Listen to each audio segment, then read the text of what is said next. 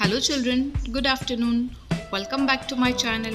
Students, today we are going to learn about the new poem, that is textbook page number 60, unit 4, My Telescope. So let's begin with this poem. I bought myself a telescope to look into the sky, to see the solar system and the comets whistling by.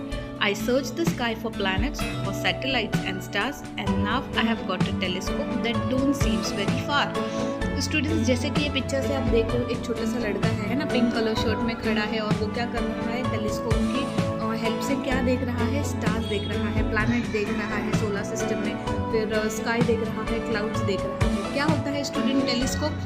Telescope जो होता है एक instrument होता है जिससे हम दूर की चीज़ जो है वो देख सकते हैं इजीली। ठीक है, ये जो हमारे जो साइंटिस्ट वगैरह होते हैं वो लोग इसको ज़्यादा इस्तेमाल करते हैं, तो इसको कहते हैं हम टेलीस्कोप। और इससे सोलर सिस्टम में देखते हैं। अब सोलर सिस्टम में क्या होता है, सब हेवनली बॉडीज होती है, प्लैनेट्स होते हैं, स्टार्स होते हैं, एंड्रॉइड होते हैं, एस्ट्रॉइड्स होते हैं, तो ऐसी बहुत सारी चीज़ें होती हैं, इससे हम टेलीस्कोप की हेल्प से उसको हम देख सकते हैं। नाउ अब ये जो पोएम है, ये पोएम जिसने लिखी है, पोएट का नाम है टॉनी ब्रैडमैन। ठीक है, तो हमको देखना है कि अब ये क्या कहते हैं इसके बारे में। तो जो पोएट है, poet says that he had bought a telescope to look into the sky. He wanted to see the solar system and the comets that were moving swiftly here and there. ठीक है, तो जो poet है वो कहता है कि वो उसने अपने लिए एक टेलीस्कोप लेकर आया है ताकि वो देख सके कि आकाश में यानी कि स्काई में क्या है, वहाँ पे सोलर सिस्टम में क्या है, कॉमेट्स में क्या है। कॉमेट्स क्या होता है, वो भी एक हेवनली बॉडी होती है जो आइज और डस्ट से बनी हुई होती है। ठीक है, और वो किस तरह से स्विफ्टली मूव होते हैं। स्विफ्टली मूव होना यानी कि बहुत तेज़ आवाज़ करते हुए इस जगह से उस जगह पे होना। ठीक है, अभी तो हम बहुत दूर हैं इन सब चीज़ों से, इसलिए हमको उसकी आवाज़ सुनाई नहीं देती है। ठीक है, लेकिन with the help of this telescope आप ये सब सुन सकते हैं। ठीक है, तो इसी बारे में है ये। ठीक है, he wanted to search the sky for planet, satellites and stars. He felt that when he saw them all through his telescope, they did not seem to be very far. तो जब जो पोएट है वो telescope के through जब भी आसमान में देखता है, कॉमेट्स को देखता है, सैटेलाइट्स को देखता है, स्टार्स को देखता है, तो उसको ऐसे लगता है कि वो बहुत पास आ गए हैं, है ना, वो दूर नहीं लगते। क्योंकि टेलीस्कोप में एक फीचर होता है, उसके आगे एक कांच लगी हुई होती है, उस कांच की हेल्प से ही हम जो दूर की चीज़ें उसे पास में देख सकते हैं। प्लैनेट्स क्या होते हैं, जो वो भी लार्ज हेवनली बॉडीज़ होती है जो सन के आसपास घूमती रहती है सोलर सिस्टम में। ठीक है, सैटेलाइट क्या होता है, सैटेलाइट एक तरह की मशीन होती है, ठीक है, जिससे हम वेदर का पता लगा सकते हैं। जैसे आपने देखा होगा ना न्यूज़ में, जब भी हमको वेदर की जानकारी मिलती है तो वो बताते हैं कौन सी एरिया में बहुत हैवीली रेनफॉल होने वाला है, कहाँ पे सनलाइट होंगी।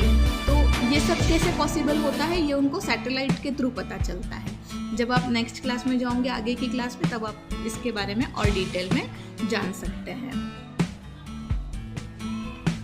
ठीक है, it's bought them very close to me, it's made the star my friend, except of course when I make mistakes and look through the wrong end। तो हमको पोएट यही बता रहे हैं कि ये सब चीज़ें जो है वो मुझको बहुत नज़दीक लगती है, मुझको मेरे फ्रेंड्स के जैसी लगती है।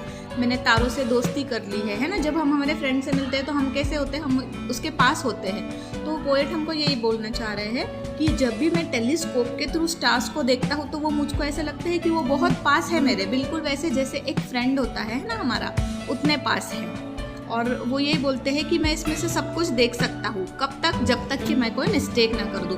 अगर देखिए, जिस पॉइंट से हम देखते हैं ना, वो पॉइंट काफ़ी छोटा होता है, और जहाँ से उसका सामने वाला जो फोकस होता है उसके अंदर एक बड़ी कांच लगी हुई होती है। तो इसके थ्रू हम क्या करते हैं, जो छोटा बीन है उससे हम देखते हैं और हमको बड़े कांच से दिखाई देता है। लेकिन अगर हम इसको उल्टा कर दें, ठीक है, अगर हम बड़ा वाला कांच हमारी आँख की तरफ कर दें और स्मॉल पॉइंट जो है वो सामने कर दे, तो हमको कुछ दिखाई देगा क्या सोलर सिस्टम में?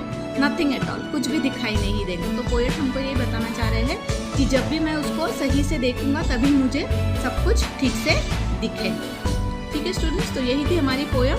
अब इसके आगे हम लोग करते हैं इसके वर्ड्स और मीनिंग्स।